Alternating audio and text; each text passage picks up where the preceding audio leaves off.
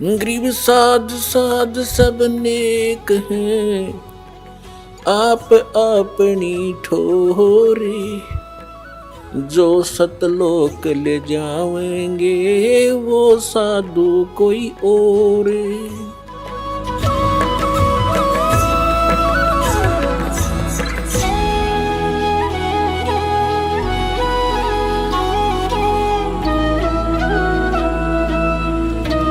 ಈಗ ಪ್ರಸಂಗ ನಡೆಯುತ್ತಿದೆ.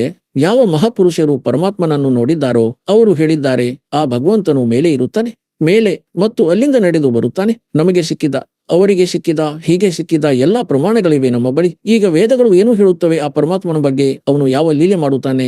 ಒಂದೊಮ್ಮೆ ವೇದಗಳಲ್ಲಿಯೂ ಅದೇ ಪ್ರಮಾಣ ಸಿಕ್ಕರೆ ಆ ಮಹಾಪುರುಷರಿಗೆ ಭೇಟಿಯಾದರು. ಅವರು ಹೇಳಿದ್ದಾರೆ, ನನಗೆ ಭಗವಂತ ಸಿಕ್ಕರು ಪರಮಾತ್ಮ ಮತ್ತು ಸತ್ಯಲೋಕಕ್ಕೆ ಕರೆದೊಯ್ದು ನನಗೆ ಮರಳಿ ಬಿಟ್ಟರು. ಅವರು ಪರಮಕ್ಷರ ಬ್ರಹ್ಮ, ಅವರು ಕಂಪ್ಲೀಟ್ ಗಾಡ್. ಮತ್ತು ಅದೇ ಲೀಲೆಯನ್ನು ವೇದಗಳು ಹೇಳುತ್ತಿವೆ. ಅಂದ್ರೆ ತನ್ನಿಂತಾನೇ ತಿಳಿಯಬೇಕು, ಸಂದೇಹ ದೂರವಾಗಬೇಕು ಪ್ರಾಣಿಯದ್ದು ಮತ್ತು ಖಂಡಿತವಾಗುವುದು. ಮತ್ತು ಹೇಳುತ್ತಾರೆ, ಕಣ್ಣಾರೆ ನೋಡಿಯೂ ಸಹ ಯಾರು ಒಪ್ಪುವುದಿಲ್ಲವೋ. ಜಾನ ಬೂಜ ಸಾಚಿ ತಜೆ ಅವ್ರ ಕರೆ ಝೂಟ್ ಸೆ ನೇ ತಾಕಿ ಸಂಗತ್ ಹೇ ಪ್ರಭು ಸ್ವಪ್ನ ಮೇ ಬಿನಾದೆ. ಅಂತಹ ನಾಲಾಯಕ ವ್ಯಕ್ತಿ ಕನಸಿನಲ್ಲೂ ಸಿಗಬಾರದು. ಕಣ್ಣಾರೆ ಪ್ರಮಾಣಗಳನ್ನು ಕಂಡು ತಲೆಹರಟೆ ಮಾಡುವನು. ಸುಳ್ಳು ಹೇಳುತ್ತಾನೆ, ರಾಮ್ಪಾಲ್ ಹೀಗೆ ಮಾಡುತ್ತಾನೆ, ಎಲ್ಲಿ ಬರೆದಿದೆ, ಬರೆದಿದ್ದನ್ನೇ ತೋರಿಸುತ್ತಿದ್ದೇನೆ ನಾನು, ಎಲ್ಲಾ ಗ್ರಂಥಗಳಿಂದ ಪ್ರಮಾಣಿತಗೊಳಿಸುತ್ತಿದ್ದೇನೆ, ಆದರೂ ಹೇಳುತ್ತಾನೆ, ಸುಳ್ಳನ್ನು ಹೇಳುತ್ತಿದ್ದಾನೆಂದು. ಹಾಗಾಗಿ ಅವನು ಸ್ವಾರ್ಥಿಯಾಗಿದ್ದು ಕಾಲನ್ನ ಪಕ್ಕಾ ದೂತನಾಗಿದ್ದಾನೆ. ಆ ವ್ಯಕ್ತಿಯಿಂದ ದೂರವಿರಬೇಕು, ಅವನ ಮಾತನ್ನು ಕೇಳಬಾರದು ನೀವು ಸಫಲರಾಗಬೇಕಾದ್ರೆ. ನಿಮಗೆ ಇದಂತೂ ಸ್ಪಷ್ಟವಾಯಿತು. ಪರಮಾತ್ಮನು ಶಿಶುರೂಪವನ್ನು ಧರಿಸಿ ಬಂದಾಗ ಎರಡನೆಯ ಸ್ಥಿತಿಯಲ್ಲಿ 3 ಪ್ರಕಾರದಿಂದ ನಮ್ಮ ಧಾರಣೆ ಪೋಷಣೆ ಮಾಡುತ್ತಾನೆ. ನಮ್ಮ ಕಲ್ಯಾಣ ಮಾಡಲು 3 ಪ್ರಕಾರದ ಶರೀರದಲ್ಲಿ ಲೀಲೆ ಮಾಡುತ್ತಾನೆ. ಒಂದಂತೂ ಸತ್ಯಲೋಕದಲ್ಲಿ ಇರುತ್ತಾನೆ, ಅಲ್ಲಿ ಅಂತೂ ಬಹಳ ತೇಜೋಮಯ ಶರೀರವಿದೆ. ಅಲ್ಲಿಂದ ಹಗುರ ಪ್ರಕಾಶ ರೂಪವನ್ನು ಮಾಡಿಕೊಂಡು ಎರಡನೇ ಸ್ಥಿತಿಯಲ್ಲಿ ಶಿಶುರೂಪವನ್ನು ಧರಿಸಿ ಪ್ರತ್ಯೇಕ ಯುಗದಲ್ಲಿ ಪರಮಾತ್ಮ ಸಿಗುತ್ತಾರೆ. ಈ ರೀತಿಯ ಲೀಲೆಯನ್ನು ಮಾಡುತ್ತಾರೆ. ಅವರ ಈ ಪಾಲನೆಯ ಲೀಲೆಯು ಕಡುಸು ಹಸುವಿನಿಂದಲೇ ಆಗುತ್ತದೆ. ಮತ್ತು 3ನೇ ಸ್ಥಿತಿಯಲ್ಲಿ ಮಹಾತ್ಮ ಸಾಧು ಸಂತನ ರೂಪವನ್ನು ಮಾಡಿಕೊಂಡು ಯಾವಾಗಲೂ ಎಲ್ಲಿಯಾದರೂ ಪ್ರಕಟರಾಗುತ್ತಾರೆ ಮತ್ತು ತಮ್ಮ ಒಳ್ಳೆಯ ಆತ್ಮಗಳಿಗೆ ಭೇಟಿಯಾಗಿ ಜ್ಞಾನವನ್ನು ಹೇಳುತ್ತಾರೆ. ಅವರ ವಿಷಯದಲ್ಲಿ ನಿಮಗೆ ಬಹಳ ಸಲ ಹೇಳಲಾಗಿದೆ, ಯಾವ ಯಾವ ಮಹಾಪುರುಷರಿಗೆ ಅವರು ಸಿಕ್ಕಿದ್ದಾರೆಂದು. ಮತ್ತು ಅವರು ನಂತರ ಹೇಳಿದ್ದಾರೆ, ನಮಗೆ ಪರಮಾತ್ಮ ಸಿಕ್ಕಿದ್ದಾರೆಂದು. ಅನಂತ ಕೋಟಿ ಬ್ರಹ್ಮಾಂಡ ಕಾ ಏಕ ರತಿ ನಹಿ ಭಾರ್ ಅವ್ರ ಸದ್ಗುರು ಪುರುಷ್. ಪುರುಷ ಅಂದ್ರೆ ಪರಮಾತ್ಮ, ಭಗವಂತ, ಕಂಪ್ಲೀಟ್ ಗಾಡ್. ಕಬೀರ್ ಹೇ ಕುಲ್ಕೆ ಸೃಜನಹಾರ್. ಈಗ ವೇದಗಳು ಏನು ಹೇಳುತ್ತವೆ ಪರಮಾತ್ಮನ ಬಗ್ಗೆ? ಏಕೆಂದ್ರೆ ಪರಮೇಶ್ವರನು ಹೇಳಿದ್ದಾನೆ, ಭೇದ ಮೇರಾ ಭೇದ ಹೈ, ಮೈ ನಾ ಮಿಲೂ ವೇದನಕ್ಕೆ ಮಾಹಿ ಅವ್ರ ಜೋನ್ ಭೇದ ಸೆ ಮೈ ಮಿಲು ಓ ಭೇದ ಜಾನ್ತೆ ನಾಹಿ. ವೇದ ಮೇರಾ ಭೇದ ಹೇ, ನನ್ನ ಮಹಿಮೆಯ ಗುಣಗಾನ ಮಾಡುತ್ತವೆ ವೇದಗಳು. ಆದರೆ ವೇದಗಳಲ್ಲಿ ವರ್ಣಿತ ವಿಧಿಯಿಂದ ನಾನು ಸಿಗುವುದಿಲ್ಲ. ನನ್ನ ಮಹಿಮೆಯಂತೂ ಕಂಪ್ಲೀಟ್ ಇದೆ. ಆದರೆ ಯಾವ ವೇದದಿಂದ? ವೇದ ಅಂದ್ರೆ ಜ್ಞಾನದಿಂದ. ತತ್ವಜ್ಞಾನ ಸೆ ಮೇ ಮಿಲು, ಅದನ್ನು ಈ 4 ವೇದಗಳು ತಿಳಿದಿಲ್ಲ. ಇವುಗಳಲ್ಲಿ ಆ ಜ್ಞಾನವಿಲ್ಲ. ಆ ಜ್ಞಾನವನ್ನು ಸ್ವಯಂ ಪರಮಾತ್ಮ ಬಂದು ಹೇಳಿದ್ದಾರೆ. ಮತ್ತು ಈಗ ಈ ದಾಸನನ್ನು ಕಳುಹಿಸಿದ್ದಾರೆ. ಲಾಭವನ್ನು ಪಡೆದುಕೊಳ್ಳಿ ಜೀವಿಗಳೇ. ಈಗ ನಿಮಗೆ ಋಗ್ವೇದವನ್ನು ತೋರಿಸುತ್ತೇನೆ. ಇದು ಋಗ್ವೇದ. ಇದು ಎಲ್ಲಿಂದ ಪ್ರಕಾಶಿತವಾಗಿದೆ? ಸಾರ್ವದೇಶಿಕ ಆರ್ಯ ಪ್ರತಿನಿಧಿ ಸಭಾ, ಮಹರ್ಷಿ ದಯಾನಂದ ಭವನ, ರಾಮಲೀಲಾ ಮೈದಾನ, ಹೊಸ ದೆಹಲಿಯಿಂದ. ಇವರು ಇದರ ಆರ್ಯ ಭಾಷಾ ಭಾಷ್ಯ, ಇವರು ಮುದ್ರಕರಾಗಿದ್ದಾರೆ. ಆಶ್ಚರ್ಯದ ಮಾತಾಗಿದೆ. ಯಾವ ವ್ಯಕ್ತಿಯು ಪರಮಾತ್ಮನನ್ನು ನಿರಾಕಾರನೆಂದು ಹೇಳುತ್ತಾನೋ, ವೇದದಲ್ಲಿ ಬರೆದಿದೆ ಮತ್ತು ಅವನೇ ಅನುವಾದವನ್ನು ಮಾಡುತ್ತಿದ್ದಾನೆ. ಎಂತಹ ಅದ್ಭುತ ಲೀಲೆ ಆ ಪರಮಪಿತನದು. ಪುಣ್ಯಾತ್ಮರೇ, ನಿಮ್ಮ ಮೇಲೆ ದಯ ತೋರಿದ್ದಾನೆ. ಒಂದೊಮ್ಮೆ ಈ ವೇದಗಳಲ್ಲಿ ಹೀಗೆ ಬರೆಯದೇ ಇದ್ದರೆ, ಇವರಿಂದಲೇ ಅನುವಾದವನ್ನು ಮಾಡಿರದಿದ್ದರೆ ಇವರು ಎಂದಿಗೂ ಒಪ್ಪಲು ಬಿಡುತ್ತಿರಲಿಲ್ಲ. ರಾಮ್ಪಾಲ್ ದಾಸನು ಸತ್ಯವನ್ನು ಹೇರುತ್ತಿದ್ದಾನೆಂದು. ಆದರೂ ಸಹ ಬೇರೆ ಬಹಳಷ್ಟು ಪ್ರಮಾಣ ಕೊಡುತ್ತಿದ್ದೆ. ಭಗವಂತ ಮಾಡಬೇಕಾದ ಲೀಲೆಯನ್ನಂತೂ ಮಾಡುತ್ತಾನೆ, ಪ್ರಮಾಣಿತವಂತೂ ಆಗುತ್ತಿತ್ತು. ಆದರೆ ಮತ್ತಷ್ಟು ಸಮಯ ಬೇಕಾಗುತ್ತಿತ್ತು. ಈ ಭ್ರಮೆಗೊಳಿಸುವವರ ಆಟ ನಡೆಯುತ್ತಿತ್ತು. ಈಗ ಇವರ ಆಟವು ಸಂಪೂರ್ಣವಾಗಿ ಮುಗಿಯಿತು. ಇವರು ತಮ್ಮ ಕರಕಮಲದಿಂದ ಅನುವಾದವನ್ನು ಮಾಡಿದ್ದಾರೆ. ಅನುವಾದ ಸರಿಯಾಗಿದೆ, ಅವರ ವಿಚಾರ ಮತ್ತು ಅನುಭವ ತಪ್ಪಾಗಿದೆ. ಮಹರ್ಷಿ ದಯಾನಂದರು ಸತ್ಯಾರ್ಥ ಪ್ರಕಾಶ ಹೆಸರಿನ ಒಂದು ಪುಸ್ತಕವನ್ನು ಬರೆದಿದ್ದಾರೆ. ಅದರಲ್ಲಿ ಅವರು ಸ್ಪಷ್ಟವಾಗಿ ಬರೆದಿದ್ದಾರೆ, ನಾನು ಈ ಪುಸ್ತಕದ ರಚನೆಯನ್ನು ವೇದಗಳನುಸಾರ ಮಾಡಿದ್ದೇನೆ. ವೇದಗಳ ಪ್ರಮಾಣವನ್ನು ಅತಿ ಸರಳ ಮಾಡಿ ಬರೆದಿದ್ದೇನೆ ಮತ್ತು ಅದರಲ್ಲಿ ವೇದಗಳ ವಿಪರೀತ ಜ್ಞಾನವಿದೆ ಎಂದು ಸ್ಪಷ್ಟವಾಗಿದೆ. ಮಹರ್ಷಿ ದಯಾನಂದ ಮತ್ತು ಅವನ ಎಲ್ಲಾ ಶಿಷ್ಯರು ಪರಮಾತ್ಮನು ನಿರಾಕಾರ, ಅವನ ಯಾವುದೇ ಸ್ಥಾನವಿಲ್ಲ, ಅವನು ಏಕದೇಶೀಯನಲ್ಲ ಎಂದು ಹೇಳುತ್ತಾರೆ. ಮತ್ತು ನೋಡಿ, ವೇದಗಳು ಏನು ಹೇಳುತ್ತವೆ? ಅವನು ಏಕದೇಶೀಯನಾಗಿದ್ದಾನೆ, ಭುವನಗಳ ಎಲ್ಲ ಲೋಕಗಳ ಮೇಲಿನ ಸ್ಥಾನದಲ್ಲಿ ಇರುತ್ತಾನೆ ಮತ್ತು ಅಲ್ಲಿ ವಿರಾಜಮಾನನು ಭೂಲೋಕದ 3ನೇ ಹಂತದಲ್ಲಿರುತ್ತಾನೆ. ಏಕದೇಶೀಯನು. ಹಾಗಾಗಿ ಈ ಮಹರ್ಷಿ ದಯಾನಂದ ಕಂಪ್ಲೀಟ್ಲಿ ಅಜ್ಞಾನಿ ಮನುಷ್ಯನಾಗಿದ್ದ, ಸಂಪೂರ್ಣವಾಗಿ. ಮತ್ತು ಅದೇ ಅಜ್ಞಾನದ ಆಧಾರದಿಂದ ಆರ್ಯ ಸಮಾಜ ಭ್ರಮಿತವಾಗಿದೆ. ದಾಸನ ಉದ್ದೇಶ ಯಾರದೇ ನಿಂದೆ ಮಾಡುವುದಲ್ಲ, ಕೇವಲ ನಿಮಗೆ ಸರಿಯಾದ ದಾರಿಯನ್ನು ಕೊಡುವ ಉದ್ದೇಶ ಹೊಂದಿದ್ದೇನೆ. ನಿಮಗಂತೂ ತಿಳಿಯಲಿಲ್ಲ, ಈ ಋಷಿ ಮಹರ್ಷಿ ಹಾಗೂ ಈ ಬ್ರಾಹ್ಮಣರಿಗೂ ತಿಳಿಯಲಿಲ್ಲ. ಈ ದಾಸನ ಮೇಲೆ ದಯೆ ಮಾಡಿದ್ದಾರೆ. ಇದರ ಲಾಭವನ್ನು ಎಲ್ಲರೂ ಪಡೆದುಕೊಳ್ಳಿ. ಎಲ್ಲರ ಕಲ್ಯಾಣವಾಗುವುದು. ನಮಗೆ ಯಾರಿಂದಲೂ ದ್ವೇಷವಿಲ್ಲ. ಋಗ್ವೇದ ಮಂಡಲ 9 ಸೂಕ್ತಿ 86 ಮಂತ್ರ ಸಂಖ್ಯೆ 26 ಓದೋಣ. ಇದರಲ್ಲಿ ಬರೆದಿದೆ, ಯಜ್ಞ ಮಾಡುವ ಯಜಮಾನರಿಗಾಗಿ ಪರಮಾತ್ಮ. ಯಜ್ಞ ಅಂದ್ರೆ ಧಾರ್ಮಿಕ ಅನುಷ್ಠಾನ, ಮಾಡುವ ಯಜಮಾನ ಅಂದ್ರೆ ಭಕ್ತ. ಸಾಧನೆಯನ್ನು ಮಾಡುವ ಸಾಧಕರಿಗಾಗಿ ಪರಮಾತ್ಮ. ಎಲ್ಲ ದಾರಿಯನ್ನು ಸುಗಮಗೊಳಿಸುತ್ತಾ ಅವರ ವಿಘ್ನಗಳನ್ನು ಅಂದ್ರೆ ಸಂಕಟಗಳನ್ನು ಮರ್ದನ ಅಂದ್ರೆ ನಾಶ ಮಾಡುತ್ತಾನೆ. ಅವರನ್ನು ಪವಿತ್ರ ಮಾಡುತ್ತಾ ಮತ್ತು ತನ್ನ ರೂಪವನ್ನು ಸರಳ ಮಾಡುತ್ತಾ. ಏಕೆಂದರೆ ಸತ್ಯಲೋಕದಲ್ಲಿ ಪರಮಾತ್ಮನ ರೂಪದ ಬಗ್ಗೆ ನಿಮಗೆ ಹೇಳಿದ ದಾಸನು ಅಂದ್ರೆ ಅದು ಬಹಳ ತೇಜೋಮಯವಾಗಿದೆ. ಒಂದೊಮ್ಮೆ ಅವರು ಯಾಸ್ ಇಟ್ ಈಸ್ ಇಲ್ಲಿ ಬಂದರೆ ಆ ತೇಜೋಮಯ ಶರೀರದಲ್ಲಿ ಅದರ ಒಂದು ರೋಮಕೂಪದಲ್ಲಿ ಕೋಟಿ ಸೂರ್ಯ ಕೋಟಿ ಚಂದ್ರರನ್ನು ಸೇರಿಸಿದಷ್ಟು ಪ್ರಕಾಶವಿದೆ. ಅದನ್ನು ಚಕ್ಷುವಿನಿಂದ ನೋಡಲಾಗದು. ನಾವಂತೂ ಒಂದು ಸೂರ್ಯನನ್ನು ನೋಡಲಾರೆವು, ಮತ್ತು ಅದಂತೂ ಕೋಟಿ ಸೂರ್ಯ ಕೋಟಿ ಚಂದ್ರ ಒಂದು ರೋಮಕೂಪದಲ್ಲಿ ಇಷ್ಟೊಂದು ಪ್ರಕಾಶವಿದೆ. ಅದಕ್ಕಾಗಿ ಪರಮಾತ್ಮ ತನ್ನ ರೂಪವನ್ನು ಸರಳ ಮಾಡಿಕೊಂಡು ಬರುತ್ತಾರೆ. ಹೇಗೆ ಒಂದು ಕೋಟಡಿಯಲ್ಲಿ ಕೋಣೆಯಲ್ಲಿ 1000 ವ್ಯಾಟ್ನ ಟ್ಯೂಬ್ ಇದೆ, 500 100 ಮತ್ತು 0 ಸಹ ಇದೆ, ಅಥವಾ 10 ವೋಲ್ಟೇಜ್ನದು ಇದೆ. ಎಲ್ಲವನ್ನು ಬಂದ್ ಮಾಡಿ 10 ವ್ಯಾಟ್ನದ್ದು ಚಾಲು ಮಾಡಿದರು, ಅಥವಾ 5 ವ್ಯಾಟಿನದ್ದು. ಎಷ್ಟು ಪ್ರಕಾಶ ಅವಶ್ಯಕತೆವಿತ್ತೋ ಅದರಿಂದಾಯ್ತು. ಉಳಿದೆಲ್ಲ ವಿದ್ಯಮಾನವಾಗಿವೆ, ಆದರೆ ಪ್ರಕಾಶ ಆಫ್ ಮಾಡಿದ್ದಾರೆ. ಹೀಗೆ ಆ ಪರಮಾತ್ಮನ ಶರೀರದಲ್ಲಿ ಅಷ್ಟೊಂದು ಪ್ರಕಾಶವಿದೆ. ಅದನ್ನು ಕಡಿಮೆ ಮಾಡಲು ಅವರು ಅದನ್ನು ಹೀಗೆ ಸ್ವಿಚ್ ಆಫ್ ಮಾಡಿ ಓನ್ಲಿ ಸಿಂಪಲ್ ಪ್ರಕಾಶಯುಕ್ತ ಶರೀರವನ್ನು ಇಲ್ಲಿ ತೋರಿಸುತ್ತಾರೆ. ಅದರ ಪ್ರಮಾಣ ಇಲ್ಲಿದೆ ನೋಡಿ. ಋಗ್ವೇದ ಮಂಡಲ 9 ಸೂಕ್ತಿ 86 ಮಂತ್ರ 26 ಓದುತ್ತಿದ್ದೇವೆ. 86 ಮಂತ್ರ 26. ತನ್ನ ರೂಪವನ್ನು ಸರಳ ಮಾಡುತ್ತಾ, ತನ್ನ ರೂಪವನ್ನು ತನ್ನ ಶರೀರದ ಪ್ರಕಾಶವನ್ನು ಸರಳ ಮಾಡುತ್ತಾ ಆ ಕಾಂತಿಮಯ ಪರಮಾತ್ಮ. ಇದನ್ನು ನೋಡಿ, ಇವರು ಇಲ್ಲಿ ಗಡಿಬಿಡಿ ಮಾಡಿದ್ದಾರೆ. ಇದು ನೋಡಿ, ಇದಾಗಿದೆ ಕಬೀರ್. ನಾವು ಕಬೀರ್ ಹೇಳುತ್ತೇವೆ, ಹೊಗೆ ಬ ಉಚ್ಚರಿಸುತ್ತೇವೆ. ಕಬೀರ್. ನಾವು ವೇದಗಳನ್ನು ಭೇದವೆಂದು ಉಚ್ಚರಿಸುತ್ತೇವೆ. ಹಾಗಾಗಿ ಇಲ್ಲಿ ಕಬೀರ್ ಬರೆದಿದೆ, ಕಬೀರ್. ಈ ರವನ್ನು ಇವರು ಸಂಧಿಚ್ಛೇದ ಮಾಡಿ ವಿಸರ್ಗವನ್ನು ಬರೆದಿದ್ದಾರೆ. ವಿಸರ್ಗವನ್ನು ಬರೆದು ಅರ್ಥವನ್ನು ಮಾಡಿದ್ದಾರೆ. ಕವಿ ಅರ್ಥ ಮಾಡಿದ್ದಾರೆ ಸರ್ವಜ್ಞ ಎಂದು. ಕವಿ ಸರ್ವಜ್ಞನಾಗಲು ಸಾಧ್ಯವಿಲ್ಲ, ಎಂದಿಗೂ ಆಗುವುದಿಲ್ಲ. ಪರಮಾತ್ಮನೇ ಸರ್ವಜ್ಞ ಆಗಿರುತ್ತಾನೆ. ಇಲ್ಲಿ ಅರ್ಥ ಮಾಡಬಾರದಿತ್ತು, ಅರ್ಥ ಮಾಡಿ ಅನರ್ಥ ಮಾಡಿದ್ದಾರೆ ಇವರು. ಒಂದೊಮ್ಮೆ ಎಲ್ಲಿಯಾದರೂ ಯಾವುದೇ ಕಾವ್ಯಕಾರನ ಮಹಿಮೆಯು ವರ್ಣಿತವಾಗಿದ್ದರೆ ಮತ್ತು ಅಲ್ಲಿ ಕವಿ ಶಬ್ದವಿದ್ದರೆ ಅಲ್ಲಿ ಅರ್ಥವನ್ನು ಮಾಡಬಹುದು. ಕಾವ್ಯಕಾರನೆಂದು ಸರ್ವಜ್ಞವೆಂದು ಅಲ್ಲಿಯೂ ಮಾಡಲಾಗದು. ಇಲ್ಲಿ ಕವಿರ್ದೇವನೆಂದು ಬರೆಯಬೇಕಿತ್ತು. ನಿಮಗೆ ಪ್ರಮಾಣವನ್ನು ತೋರಿಸುತ್ತೇನೆ. ಈಗ ಈ ಪುಸ್ತಕವಿದೆ, ಯಜುರ್ವೇದ. ಇದರ ಮೇಲೆ ರ ಒತ್ತಕ್ಷರವಿದೆ. ಈಗ ಇದರಲ್ಲಿಯೇ ಪ್ರಮಾಣವನ್ನು ತೋರಿಸುತ್ತೇನೆ ನಿಮಗೆ. ಇದನ್ನು ನೋಡಿ, ಇದು ಯಜುರ್ವೇದವಾಗಿದೆ. ಇದು ಮಹರ್ಷಿ ದಯಾನಂದನಿಂದಲೇ ಅನುವಾದಿತವಾಗಿದೆ. ಇದರ ಪ್ರಕಾಶಕರು ಸಾರ್ವದೇಶಿ ಕಾರ್ಯಪ್ರತಿನಿಧಿ ಸಭಾ 2/5 ಮಹರ್ಷಿ ದಯಾನಂದ ಭವನ, ರಾಮಲೀಲಾ ಮೈದಾನ, ಹೊಸದೆಹಲಿಯಿಂದ. ಮತ್ತು ಇದು ಮಹರ್ಷಿ ದಯಾನಂದನಿಂದ ಅನುವಾದಿತವಾಗಿದೆ. ಇದು ಇಲ್ಲಿಂದ ಮುದ್ರಿತವಾಗಿದೆ. ಇದರ ನಾವು ನಿಮಗೆ ತೋರಿಸುತ್ತೇವೆ. 36ನೇ ಅಧ್ಯಾಯದ ಇದು ಷಟ್ತ್ರಿಶೋಧ್ಯಾಯ, ಅಂದ್ರೆ 36ನೇ ಅಧ್ಯಾಯ 36. ಷಟ್ತ್ರೀಸ್ 36 36. ಮತ್ತು ಇಲ್ಲಿ ಬಂದೆವು ನಾವು. ಇದು ಯಜುರ್ವೇದವಾಗಿದೆ. ಮತ್ತು ಇಲ್ಲಿ ನೋಡಿ, ಇದು ಮೊದಲ ಮಂತ್ರವಾಗಿದೆ. ಇದರಲ್ಲಿ ಬರೆಯಲಾಗಿದೆ ರಿಚ್ಯಂ ವಾಚ್ಯಂ ಪ್ರಪದ್ದೆ ಮನೋ ಯಜು ಪ್ರಪದ್ದೆ. ಇದು ಯಜು ಶಬ್ದವಾಗಿದೆ. ಇದಕ್ಕೆ ವಿಸರ್ಗವನ್ನು ಹಚ್ಚಿದ್ದಾರೆ. ಈಗ ಇದರ ಅನುವಾದವನ್ನು ಮಹರ್ಷಿ ದಯಾನಂದರು ಇಲ್ಲಿ ಮಾಡಿದ್ದಾರೆ ನೋಡಿ. ಇದರಲ್ಲಿ ಯಜು, ಇದು ಯಜು ಶಬ್ದವಾಗಿದೆ. ಇದರ ಅರ್ಥ ಯಜುರ್ವೇದವೆಂದು ಬರೆದಿದ್ದಾರೆ. ಖಂಡಿತ ಸರಿಯಾಗಿದೆ. ಒಂದೊಮ್ಮೆ ಇದರ ಅರ್ಥ ಮಾಡುತ್ತಿದ್ದರೆ ಈ ಮಹಿಮೆಯಂತೂ ಯಜುರ್ವೇದದ್ದಾಗಿತ್ತು. ಇಲ್ಲಿ ಯಜುರ್ವೇದವೆಂದು ಬರೆಯಬೇಕಾಯಿತು. ಈ ರ ಸೇರಿಸಿ ನಾವು ಯಜುರ್ವೇದ ಎಂದು ಹೇಳುತ್ತೇವೆ.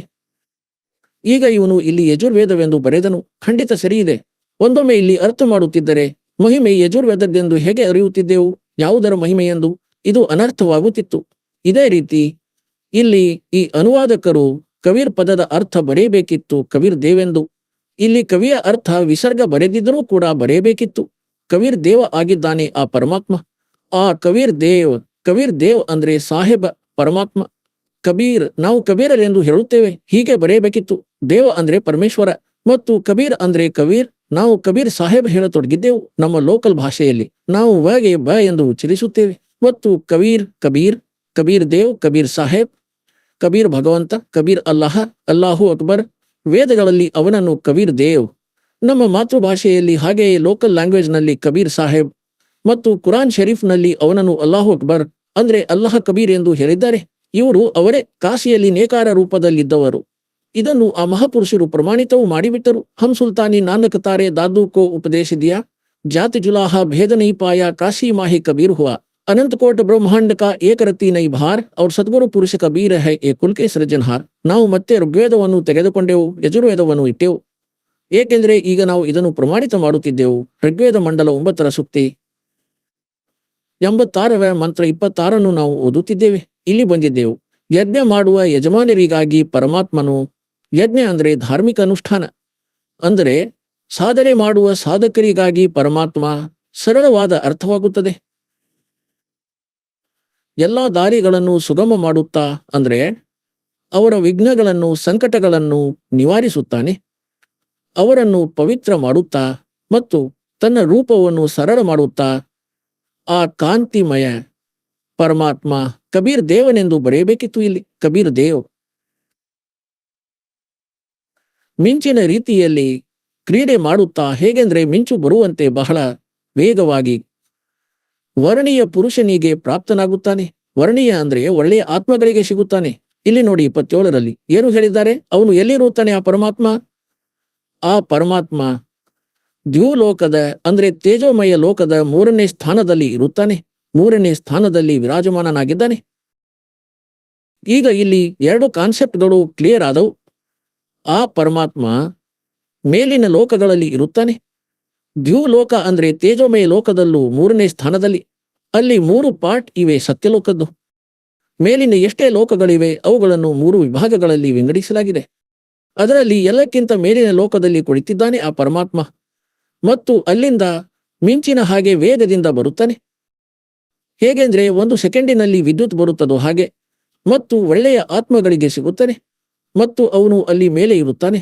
ಮತ್ತು ಈಗ ನೋಡಿ, ಋಗ್ವೇದ ಮಂಡಲ 9ರ ಸೂಕ್ತಿ 82ರ ಮಂತ್ರ 1 ತೋರಿಸುತ್ತೇನೆ. 1 ಮತ್ತು 2 ನಿಮಗೆ ಸ್ಪಷ್ಟ ಮಾಡುತ್ತವೆ. ಇದನ್ನು ನೋಡಿ.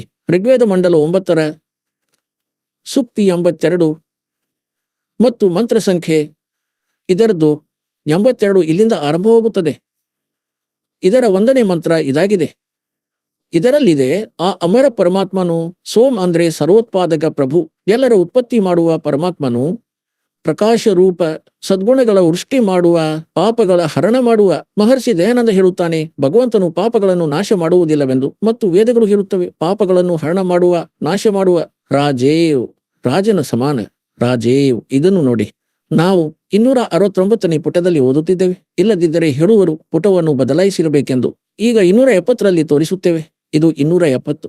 ರಾಜನ ಅಲ್ಯಂತೂ ಓದಿದ್ದಾಯಿತು ಸಮಾನ ಎಂದು. ದರ್ಶನೀಯನಾಗಿದ್ದಾನೆ. ದಸ್ಮಃ ನೋಡಲು ಯೋಗ್ಯನು, ರಾಜನ ಸಮಾನ ಇದ್ದಾನೆ ನೋಡಲು. ಪೃಥ್ವಿ ಆದಿ ಲೋಕಲೋಕಾಂತರಗಳ 4 ಕಡೆ ಶಬ್ದಾಯಮಾನನಾಗುತ್ತಿದ್ದಾನೆ. ಅವನು ವರ್ಣೀಯ ಪುರುಷನಿಗೆ, ಒಳ್ಳೆಯ ಆತ್ಮ, ಒಳ್ಳೆಯ ಭಕ್ತರಿಗೆ, ಒಳ್ಳೆಯ ವ್ಯಕ್ತಿಗಳಿಗೆ, ಯಾರು ದೃಢರಿದ್ದಾರೋ, ಯಾರು ದೃಢ ಭಕ್ತರಿದ್ದಾರೋ, ನಿಜವಾದ ಭಕ್ತರನ್ನು ಪವಿತ್ರ ಮಾಡುತ್ತಾ ಪ್ರಾಪ್ತನಾಗುತ್ತಾನೆ. ಅವನಿಗೆ ಸಿಗುತ್ತಾನೆ. ಯಾವ ರೀತಿ ಮಿಂಚು, ಆಕಾಶದ ಮಿಂಚು ಆಕರ್ಷಣೆಯ ಸ್ಥಾನವನ್ನು ಆಧಾರ ಮಾಡಿಕೊಂಡು ಬಿಡುವಂತೆ. ಹೇಗೆಂದ್ರೆ, ಮೊದಲು ಮಳೆಗಾಲದಲ್ಲಿ ನಮ್ಮ ಮನೆಯಲ್ಲಿ ಒಂದು ಕಂಚಿನ ಧಾತುವಿರುತ್ತಿತ್ತು, ಕಂಚು. ಅದರ ತಟ್ಟೆ, ಗಿಲಾಸ್, ಬಟ್ಟಲುಗಳು ಇರುತ್ತಿದ್ದವು. ಮತ್ತು ನಮ್ಮ ಅಜ್ಜಿಯು ಹೇಳುತ್ತಿದ್ದಳು, ನಮ್ಮ ತಾಯಿಗೆ, ಚಿಕ್ಕಮ್ಮ, ದೊಡ್ಡಮ್ಮರಿಗೆ ಹೊರಗೆ ತಾಟು ಬಟ್ಟಲುಗಳು ಇಟ್ಟಿರುತ್ತಿದ್ದರು, ಕಂಚಿನವು. ಹೇಳುತ್ತಿದ್ದಳು, ಇವುಗಳನ್ನು ಒಳಗಡೆ ಇಡಿ, ಏಕೆಂದ್ರೆ ಕಂಚಿನ ಧಾತು ಮೇಲೆ, ತಾಟಿನ ಮೇಲೆ ಮಿಂಚು ಬೀಳುತ್ತದೆ ಆಕಾಶದಿಂದ. ಏಕೆಂದ್ರೆ ಅದಕ್ಕೆ ಅಟ್ರಾಕ್ಟ್ ಆಗುತ್ತದೆ. ಅದಕ್ಕೆ ಇಲ್ಲಿ ಅದನ್ನೇ ಹೇಳಿದ್ದಾರೆ. ವೇದಗಳು ಹೇಳುತ್ತಿವೆ, ಆ ಪರಮಾತ್ಮ ತಮ್ಮ ಆ ಪುಣ್ಯಾತ್ಮರಿಗೆ ಹೀಗೆ ಆಧಾರ ಮಾಡಿ ಪ್ರಾಪ್ತವಾಗುತ್ತಾನೆ. ಅವನು ಅಟ್ರಾಕ್ಟ್ ಆಗುತ್ತಾನೆ ಆ ಒಳ್ಳೆಯ ಆತ್ಮಗಳಿಗೆ, ದೃಢ ಭಕ್ತರಿಗೆ. ಹೇಗೆಂದ್ರೆ ಆಕಾಶದ ಮಿಂಚು ಒಂದು ವಿಶೇಷ ಧಾತುವಿನ ಮೇಲೆ ಅಟ್ರಾಕ್ಟ್ ಆಗಿ ಅದರ ಮೇಲೆ ಬೀಳುತ್ತದೆ. ಹೇಳಿ, ಏನಾದ್ರೂ ಬಿಟ್ಟು ಹೋಯ್ತಾ? ಏನು ಕೊರತೆ ಉಳಿಯಿತು ವೇದಗಳಲ್ಲಿ? ಈಗ ಮುಂದೆ ನೋಡಿ, ಋಗ್ವೇದ ಮಂಡಲ 9 ಸೂಕ್ತಿ 82 ಮಂತ್ರ 1 ನೀವು ಓದಿದ್ದೀರಿ. ಈಗ 2 ಏನು ಹೇಳಿದ್ದಾರೆ? ಏತಕ್ಕಾಗಿ ಬರುತ್ತಾನೆ ಅವನು? ಹೇ ಪರಮಾತ್ಮನ್, ಉಪದೇಶ ಮಾಡುವ ಇಚ್ಛೆಯಿಂದ ನೀವು, ಓಹೋ, ಅಂದರೆ ಜ್ಞಾನವನ್ನು ನೀಡಲು, ಯಥಾರ್ಥ ಜ್ಞಾನವನ್ನು ಕೊಡುವ ಇಚ್ಛೆಯಿಂದ ನೀವು ಮಹಾಪುರುಷರಿಗೆ ಪ್ರಾಪ್ತವಾಗುತ್ತೀರಿ. ಸ್ಪಷ್ಟ ಆಯಿತಲ್ಲ? ಆಕಾಶದ ಮಿಂಚು ಬರುವಂತೆ ವೇಗದಿಂದ ಇಲ್ಲಿಗೆ ಬರುತ್ತೀರಿ ನೀವು. ಮತ್ತೆ ನೋಡಿ, ಋಗ್ವೇದ ಮಂಡಲ 9 ಸೂಕ್ತಿ 82 ಮಂತ್ರ 3 ಏನು ಹೇಳಿದ್ದಾರೆ? ಪವಿತ್ರ ಯಜ್ಞಗಳಲ್ಲಿ ರಕ್ಷಣೆಯಿಂದ ನೀವು ಪ್ರಾಪ್ತವಾಗುತ್ತೀರಿ. ಪೃಥ್ವಿ ಆದಿ ಲೋಕಾಂತರಗಳಲ್ಲಿ ವೇಗದಿಂದ, ಸರ್ವವ್ಯಾಪಕ ಅಲ್ಲ. ಆಪ್ ಅಂದ್ರೆ ನೀವು, ವೇಗದಿಂದ ಅಂತ ಬರೆದು ಇವರು ತಮ್ಮ ವಿಚಾರವನ್ನು ಸ್ವಲ್ಪ ಸೇರಿಸಿದ್ದಾರೆ. ಆಪ್ ಅಂದ್ರೆ ನೀವು ಸ್ವಯಂ ಗತಿಶೀಲರಾಗಿ ವಿರಾಜಮಾನರಾಗುತ್ತೀರಿ. ಓಹೋಯ್, ನೀವು ಸ್ವಯಂ ಗತಿಶೀಲರಾಗಿ ಅಲ್ಲಿಂದ ನಡೆದು ಬರುತ್ತೀರಿ. ಮೇಲಿನ ದ್ಯೂಲೋಕದ 3ನೇ ಭಾಗದಲ್ಲಿ ಇರುತ್ತೀರಿ. ಅಲ್ಲಿಂದ ಗತಿಶೀಲರಾಗಿ ನೀವು ನಮ್ಮ ಬಳಿ ಬರುತ್ತೀರಿ. ಒಳ್ಳೆಯ ಆತ್ಮಗಳಿಗೆ ಸಿಗುತ್ತೀರಿ. ಈಗ ಋಗ್ವೇದ ಮಂಡಲ ಸಂಖ್ಯೆ 9 ಸೂಕ್ತಿ ಸಂಖ್ಯೆ 54 ಮಂತ್ರ 3 ತೋರಿಸುತ್ತೇವೆ ನೋಡಿ. ಋಗ್ವೇದ ಮಂಡಲ 9 ಸೂಕ್ತಿ 54 ಮಂತ್ರ ಸಂಖ್ಯೆ 3. ಇದರಲ್ಲಿ ಬರೆದಿದೆ, ಸೂರ್ಯನ ಸಮಾನ ಜಗತ್ ಪ್ರೇರಕ ಈ ಪರಮಾತ್ಮನು ಸೋಮ ಸ್ವಭಾವದವನು ಮತ್ತು ಜಗತ್ ಪ್ರಕಾಶಕನಾಗಿದ್ದಾನೆ ಮತ್ತು ಎಲ್ಲ ಲೋಕಗಳನ್ನು ಪವಿತ್ರ ಮಾಡುತ್ತಾ ಭೂನೋಪರಿ ತಿಷ್ಟತಿ ಸಂಪೂರ್ಣ ಬ್ರಹ್ಮಾಂಡಗಳ ಊರ್ಧ್ವ ಭಾಗದಲ್ಲಿ, ಮೇಲಿನ ಭಾಗದಲ್ಲಿ ಸಹ ಅಲ್ಲ, ಅಲ್ಲಿ ವರ್ತಮಾನವಿದೆ, ಅಲ್ಲಿ ಇದ್ದಾನೆ. ಸಹ ಪದ ಇಲ್ಲಿ ಬರುವುದೇ ಇಲ್ಲ, ಅಲ್ಲಿ ಇರುತ್ತಾನೆ ಅಷ್ಟೇ. ಈಗ ಪುಣ್ಯಾತ್ಮರೇ, ಋಗ್ವೇದ ಮಂಡಲ 9 ಸೂಕ್ತಿ 20 ಮತ್ತು ಮಂತ್ರ 1 ಏನು ಹೇಳಿದ್ದಾರೆ? ಋಗ್ವೇದ ಮಂಡಲ 9 ಸೂಕ್ತಿ 20 ಮಂತ್ರ 1 20 ಮಂತ್ರ 1 ಆ ಪರಮಾತ್ಮ, ಇಲ್ಲಿ ಬರೆಯಬೇಕಿತ್ತು ಕಬೀರ್ ದೇವ್. ಇದು ಕವಿ ಅಲ್ಲ, ಇದು ಕಬೀರ್ ದೇವ್. ಇಲ್ಲಿ ಮೇಲೆ ಬರೆದಿದೆ ಕಬೀರ್ ದೇವ್. ಈ ರವನ್ನು ಇವರು ಇಲ್ಲಿ ಕಬೀರ್ ಎಂದು ಬರೆಯಬೇಕಿತ್ತು. ಕಬೀರ್ ದೇವ್, ಅವನು ಕಬೀರ್ ಪರಮೇಶ್ವರ್ ಮೇಧಾವಿ. ಇಲ್ಲಿ ಬರೆಯಬೇಕಿತ್ತು ಕಬೀರ್ ಪರಮೇಶ್ವರನು. ಆ ಪರಮಾತ್ಮ ಕಬೀರ್ ದೇವನು. ಕಬೀರ್ ಪರಮಾತ್ಮ, ಅವನು ಕಬೀರ್ ದೇವನು, ಎಲ್ಲರ ರಕ್ಷಕನಾಗಿದ್ದಾನೆ. ವಿದ್ವಾನರ ತೃಪ್ತಿಗಾಗಿ ಜ್ಞಾನ ಕೊಡುತ್ತಾನೆ. ವಿದ್ವಾನ ಅಂದ್ರೆ ಅವನೇ ಬಂದು ಇಂತಹ ಜ್ಞಾನವನ್ನು ಕೊಡುತ್ತಾನೆ. ಅದರಿಂದ ಬುದ್ಧಿವಂತರು ತೃಪ್ತರಾಗುತ್ತಾರೆ, ಸಂತುಷ್ಟರಾಗುತ್ತಾರೆ ಮತ್ತು ಸಹನಶೀಲನಾಗಿದ್ದಾನೆ. ಸಂಪೂರ್ಣ ದುಷ್ಟರನ್ನು ಸಂಗ್ರಾಮದಲ್ಲಿ, ಅಂದರೆ ಜ್ಞಾನದ ಯುದ್ಧದಲ್ಲಿ ತಿರಸ್ಕೃತ ಮಾಡುತ್ತಾನೆ. ಎಲ್ಲರನ್ನೂ ಪರಾಜಿತರನ್ನಾಗಿ ಮಾಡುತ್ತಾನೆ ತನ್ನ ತತ್ವಜ್ಞಾನದಿಂದ. ಇಂದು ಇಷ್ಟೇ ಈ ಸದ್ಗ್ರಂಥಗಳಿಂದ ನಾವು ತಿಳಿಯಬೇಕಿತ್ತು.